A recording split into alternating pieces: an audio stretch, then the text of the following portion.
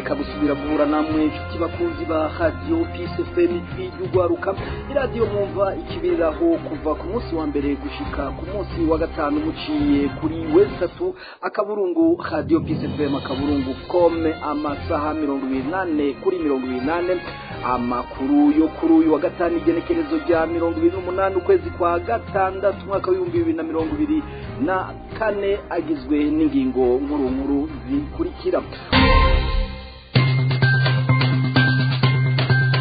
Umukuru w'igihugu ngo yoba yifata nk'umurorerezi imbere y'ibibazo biri mu gihugu arongoye twabibateguriye muri aya makuru. Abarundi bajya guca amafaranga mu gihugu ca Tanzania mu nyuma bakisanga mu gasho inyuma y'imyaka bakora n'amafaranga atayo barose. Nayo mu mugambwe APDR hoho barababona ko umukuru w'igihugu akwiye guhana abamwononera gutyo igitoro kigasubira kuboneka mu Burundi. Amakuru twabateguriye saya gusa tubafitiye n'ayandi avugwa mu bindi bisata. Jewe Viator Toringira ndayabashikirize mu buhinga bw'ivyuma ariko ndafashwa na Chanel ni haririzwa twese hamwe tubahaye ikaze.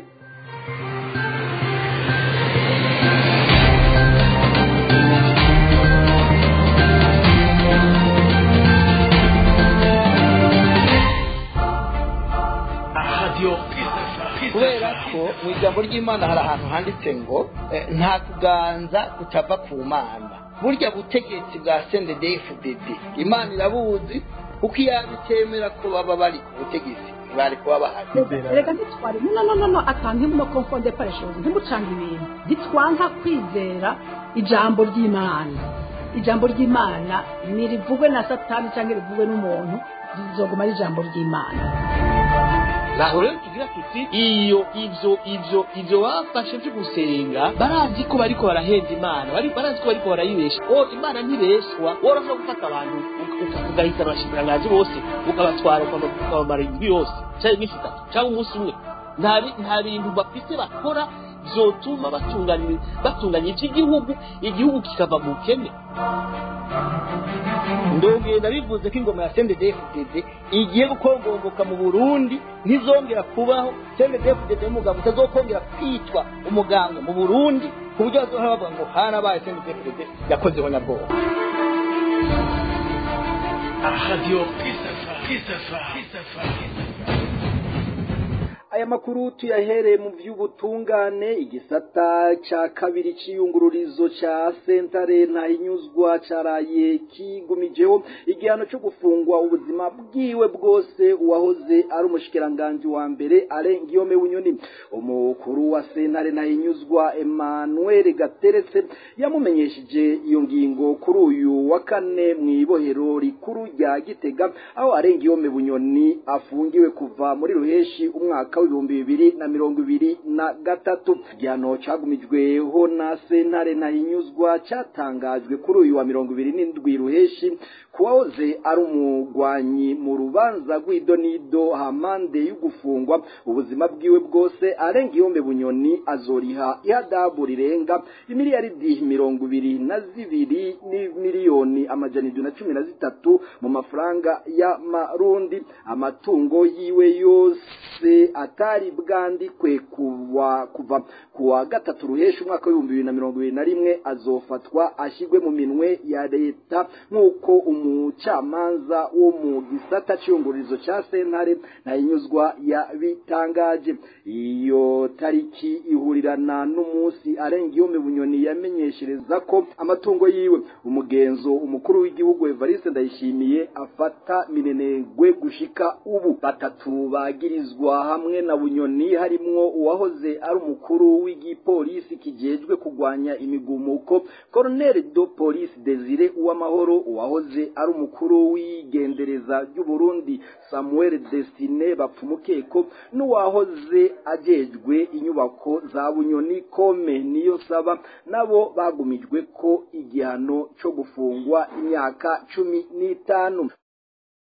Mu vy'intwari bereye abasuma bukuri barijandajandira bakidegemvya mu gihe uwivye igitoke aca aba ari we yitwa umusuma. Ibi navyo birerekana ubutungane bw'u Burundi ko bucumbagira. Ibi Banza Witonde arongoye umugambwe usangiye ivyiyumviro na CNDD-FDD abivuze inyuma yaho umukuru w'igihugu Ndayishimiye n'umuryango wiwe baheruka gushima Imana imyaka 4 iheze ari ku butegetsi. Banza Witonde akaba yatanguye avuga ko vyose babikuye ku ijambo ryashikirijwe n'umukuru w'igihugu Ndayishimiye. Twe mugambo wa PD twarakurikanye ijambo nyene cyo yavuze yakuze imyaka 4 ku butegetsi eka n'amajambo ashikije mu gikorane na cyane cyane aho yavuze ko abanyonera itunga ry'igihugu abazi n'abuze igitoro ko binjira abazi. Muri rusange twe turazi yuko ari abantu bariko barakora nabi nyene icubahiro uravye amajambo ashikiriza utuma ashikiriza mu babo dusanga bariko baramwononera igihugu rabaho kigeze uno munsi kubera kutamwumvira. Ariko rero kandi gitangaje nahare imyaka n'amaze ku butegetsi ntaho kwibagira ko ari umugambwe umwe umaze imyaka 19 ku butegetsi. Uno munsi rero kuraba inzego zose z'igihugu ibice birenga 99% yiharijwe n'umugambwe umwe. Uwo mugambwe umwe rero wiharije ubutegetsi wateza gukora kugira ngo utore inyishu ibibazo biri mu gihugu na cyane cyane ko uyu mugambwe utandukanye n'ibindi n'imigambo wavuye mu banyagihugu bose bahagurukiye rimwe kugira bahabuze demokarasi yarije gucibwa umutwe kandi no gukura akarenganya ariko kandi guteza imbere igihugu. Twebwe rero umugambi wa PD turashima cyane ko nyine icubahiro bwa mbere abamenya ko yabahariye n'ikima ariko tuzaba yuko yobahana akabahana arabakora amabanga ariko ari n'abashengezwa bagashengera ibintu by'uko abantu baguma biraramira barivye amahera ya leta bagaca bijandajanira ngo nibasubize bagaca bataha ariko wivye igitoka agapfungwa nivyo biriko biratuma haba gusubiza inyuma cyane igihugu. Nicyo cyo dusaba yuko inzego zinyurwanya igituriye y'abakuru do konte y'abagenzi betonye de leta yaba senhagiye kurwanya igiturire nyine icubahiro n'abashengezeyo abantu bagiriye amaudite bagasanga by'ukuri baranyonyeje bahanwe kuko niyo bya bindi bitwa intwaro ibereye atari uko dusanga rero bavuga bati turamenyereye ko avuga kumbure ntafata ingingo ugasanga rero n'abandi bose barimenyereye. Ariko kandi tumusaba yuko nimba mu mugambwe ufite ibice birenga 9 kwijana mu by'ubutegetsi abona yuko atantungane zirimo zimugora tw'imigambwe kigenzi twamushigikiye turafise intungane yo twikora ko tukamuhereza abantu bomufasha guteza imbere igihugu. Uwo akaba yari umunyepolitike Banza Witonde Gabriel arongoye umugambwe ashigikiye ivyumviro vya CNDD-FDD APDR akaba yari kuri mikro ya mugenzi wacu Jean d'Arc Gikundiro.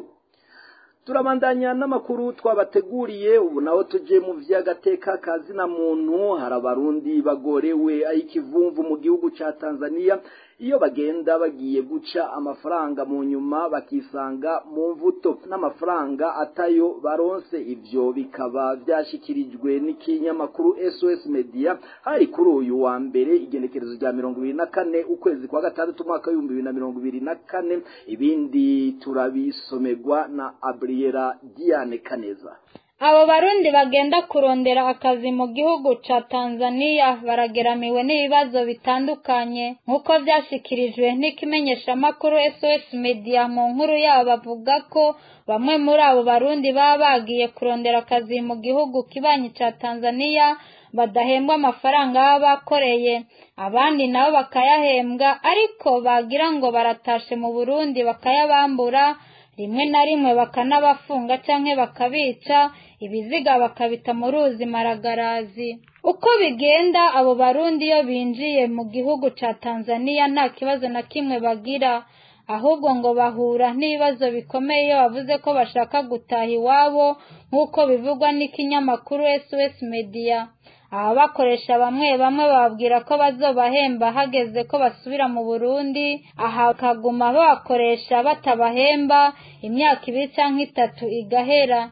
Iyo bavuze ko bashaka gutaha bagasaba agahembo kabo ngo baca bahamagarirwa abo bita abawana magambo canke abapolisi bakabakubita bakanabafunga babagiriza ko batagira ivyangombwa. Abo bahoze bafungiwe muri Tanzania babwiye ikinyamakuru SOS Media ko abarundi bagera kuri 10 ku munsi aribo binjizwa ibohero ya Nyamusivya na Kusuru aho ni mu buraruko bushira uburengero mu ntara ya Kigoma muri Tanzania. Abenshi nk'uko bibandanya bivugwa n'ikinyamakuru SOS Media ngo baba baje kurema amasoko rusangi hagati y'ibyo bihugu Tanzania n'u Burundi, abandi nabo ngo baba baje kuramutsa imiryango yabo. Ikindi kibabaje abo barundi ngo nuko abo bose bafatwa bagafungwa baba bafise urupapuro rw'inzira bahabwa n'ubutegetsi bwa Tanzania uraba abinjira n'abasohoka bita Ujuriani Mwema. Ayo makuru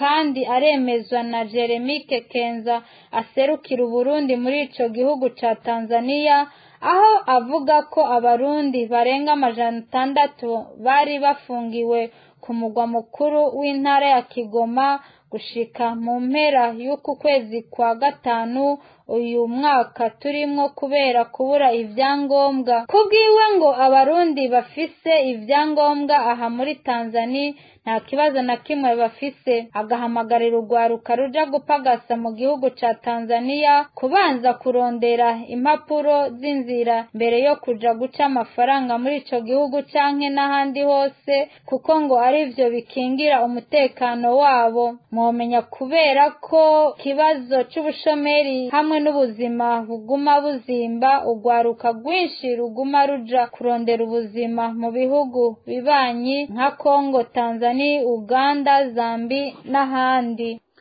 Kaneza Briera Diane nawe ndagushimire. Ubu naho tuje mu vy'imibano. Leta y'u Burundi bicishije ku bushikiranganje bwo kwivuna abansi yazindutse imenyesha kuri uyu wa gatanu igenekerezo rya 28 ruheshi umwaka wa 2024 ko kuba abasirikare bavuye mu gihugu ca Somalia batararonswa agashara kabo atari kibazo ca leta y'u Burundi, ahubwo ari kibazo c'ubumwe bwa Afrika bujejwe kuriha ayo mahera. Inkuru ndende na Claudine Ndayishimiye. Muri ico kiganiro c'abashikiranganje abanyagihugu n'abamenyesha makuru havuzemo byinshi bitandukanye, na cane cyane ku kibazo kijaye n'abasirikare batararonswa agashiruka bute kabo nyuma yo gukugwa mu gihugu ca Somalia. Aha ubushikiranganje bujeje umutekano bukaba bwishuye ko atari kibazo cabo, ahubwo ko ari kibazo cajeje gutanga imishahara basa n'abisamaza kandi bidakwiye guca ibibazo leta. Agataho uburongo bushikiranganje bwo kwivuna abasi aremeza ko umubano wifashe neza hagati y'ingabo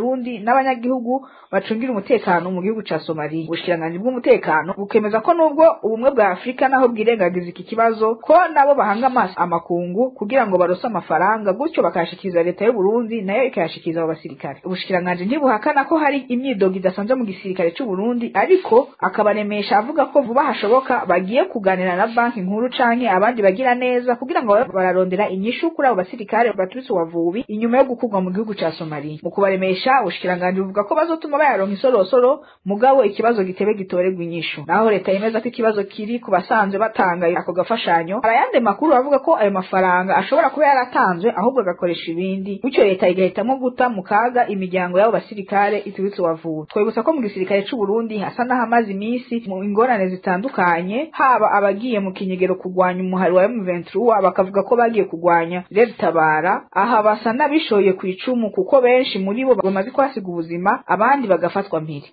Nawe Claudine Ndayishimiye ndagukengurukire ndakumenyesha ko ikiringo c'imyaka 4 yose umukuru w'igihugu Varisto Ndayishimiye amaze arongoye Burundi, igihugu cabandanije gusubira inyuma mu vy'iterambere. Ubukene butagira izina bwugarije abarundi, ivyo ngo bigatumwa nuko Varisto Ndayishimiye yigira umurorerezi mu bandi aho kuba umukinyi nyabuna agafata ingingo zibereye mu gukura igihugu mu kaga. Ni inkuru twateguriwe na Jean d'Arc Gikundiro. Muri iyo myaka 4 iheze umukuru w'igihugu Ndayishimiye Varisto aramuswa igihugu c'u Burundi, intwaro yiwe ikaba yaranzwe n'ibibazo bitari bike kugeza uyu munsi mu bisata hafi ya vyose bigize ubuzima bw'igihugu. Ivyo bigatumwa nuko Varisto Ndayishimiye asa naho yagiye ku butegetsi atamigambi rashe yategekanirije abarundi, ahubwo agasa naho yicaye mu kibanza c'umurorerezi anegura ibitagenda neza gusa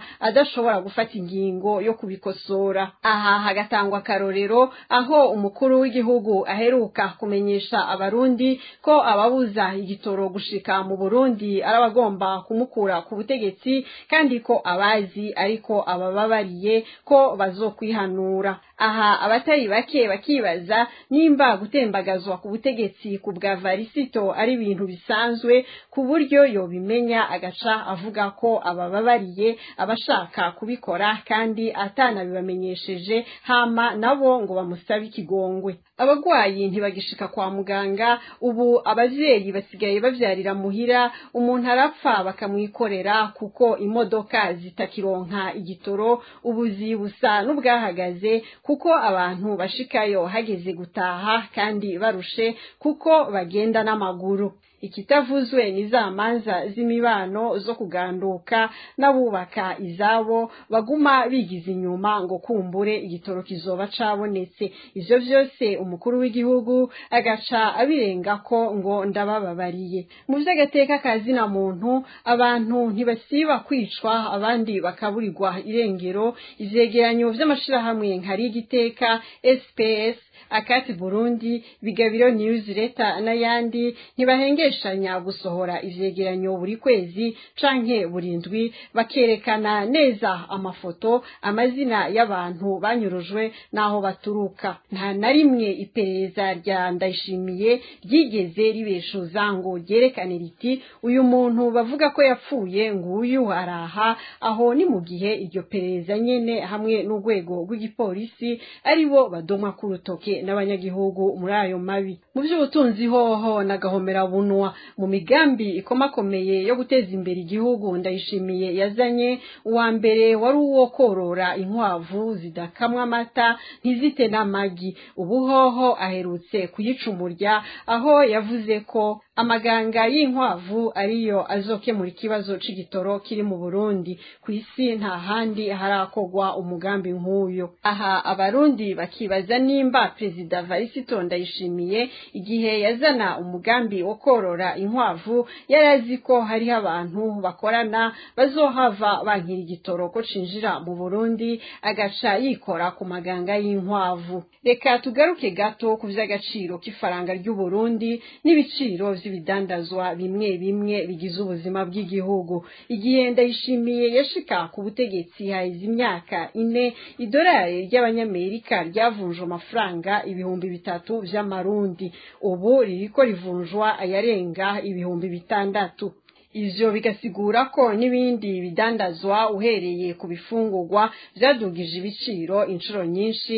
Akarorero, umufuko w'amakara wagugwa amafaranga 35,000 i Bujumbura, uyu munsi ugugwa 100,000. Isukari yagugwa amafaranga 2,000 ku kilo, ubigugwa amafaranga 5,000. Ivyo bikerekana ko ifaranga ry'u Burundi ryataye agaciro ku rugero ruteye ubwoba. Ariko naho biruko, umukuru w'igihugu abandanya kujajura imbere y'abarundi batubitse uwavubi, ababwira ko mu Burundi atanza rihari, ko abashonje ari bigaba badakora, akanabamenyesha ko wewe atanzara imukorako kuko ibigega vyuzuye. Igitangaje kandi giteye agahinda n'ingene umukuru w'igihugu yujuje ibigega aja gusaba abanyagihugu bagowe ngo nibamushikanire. Abafise amafaranga bagatozwa, abandi bagatozwa indya n'ibitungwa. Akamarampaka ka hafi ni mu ntara ya Mwaro, aho igikorane co gusengera umuryango w'umukuru w'igihugu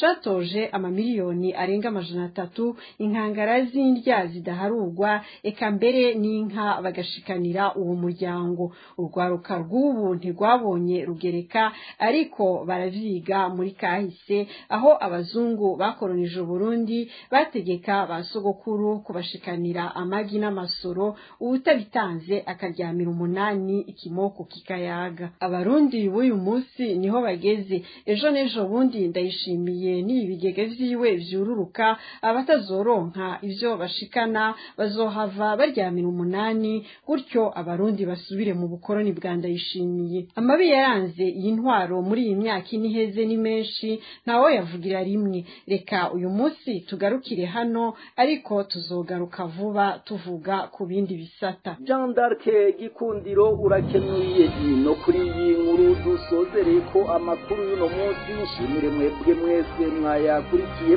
kuva mu ntango zayo. Nshimire na Chanel Niharizwa yatumye aya majwi abashikira, ntibagiye uruganda rwacu rwayatorokanije, nayo Jevia Tortori aragira Mungu nayabashikirije. Mwongere duhana isango ku munsi wa mbere naga ubuhande.